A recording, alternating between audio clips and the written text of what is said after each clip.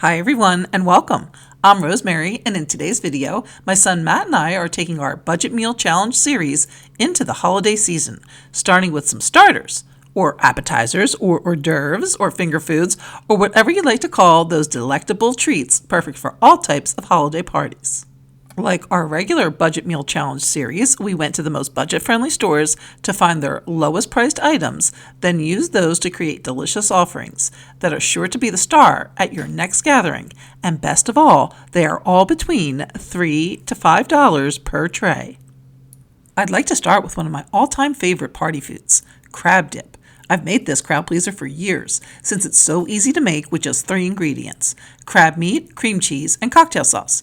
However, real crab is always so expensive, so I decided to try and make it with imitation crab. Specifically, these Chicken of the Sea imitation crab packs I picked up at Dollar Tree.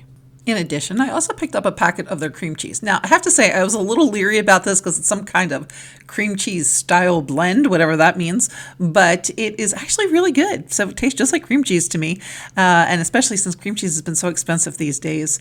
Although it is back down now. At least Walmart is only $1.48, so not that much of a savings, but in case it spikes up again, this cream cheese was pretty good. And then I also decided to use dried minced onion, which Dollar Tree also sells, but you can use fresh onion instead if you don't have any. And then all I did was to take my softened cream cheese and put it in a bowl and take a fork and mash it up a little bit. Next, I took the crab meat and just dumped that right into the bowl. I did both packets, and then again just kind of crushed that up with the fork and incorporated that into the cream cheese. Now, I really do like to break up the crab into small little pieces so that it incorporates really well with the cream cheese, but if you like a chunkier style, you can leave the crab in a little bit bigger pieces. Next, I took the 2 tablespoons of dried minced onion and poured that in, and then again incorporated the onion into the cream cheese and crab mixture. And then that's basically it. All you need to do from here is put it into your serving dish. And I like to use a dish with sides like this because it can hold the sauce in better that we're going to put on top. But if you don't have a dish like that, you can easily just put it onto a flat plate. The dip itself has a really nice consistency that you can mold into like a log form or something like that. And then you can just place your sauce on top, and it works out perfectly well as well that way. And then once it's in the dish, I'll just smooth out the top, and then I'll cover it and put it in the refrigerator. It should stay in the fridge at least 30 minutes to an hour before serving so that all those flavors can melt. While the dip is chilling, I'm going to go ahead and mix a quick cocktail sauce with ketchup and horseradish sauce. Now, if you don't have any horseradish on hand and don't typically use it, you can easily sub in some of your favorite hot sauce, or if you have spicy ketchup, you can just use that alone.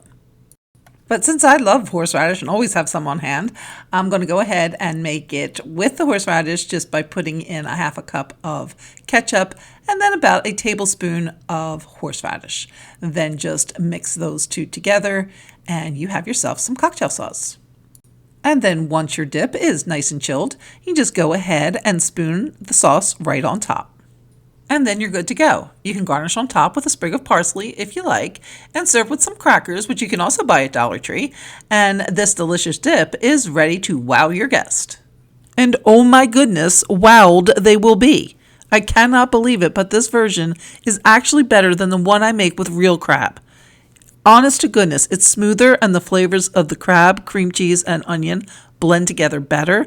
And best of all, this affordable app comes in right around $5, including the crackers. Next up, we have another one of my all-time faves, crostini with pesto and fresh tomatoes. It's quick, easy, and uses only a few ingredients and can be easily scaled to serve a few friends over for drinks to a large crowd. I'm going to do the smaller version using just 3 Roma tomatoes and a portion of the other ingredients. This will still yield 16 pieces, a portion large enough to fill this 15-inch serving platter. I'm going to start by slicing the tomatoes, and Romas are the best tomatoes to use for hors d'oeuvres since they are the perfect hors d'oeuvre size. Now, these tomatoes are on the smaller side, which is actually good because the baguettes that I'm using from Walmart are kind of flat. They're not like kind of nice and round, so This smaller tomato is going to fit on that slice of bread better, and I will get about 5 to 6 slices of tomato per tomato. After all of the tomatoes were cut, I ended up with 16 slices, so I'm going to go ahead and cut 16 slices of bread to create my crostinis. And then, as you can see, there is plenty more bread left over, so you can make another batch and a half if needed. If not, you can use the bread for another purpose.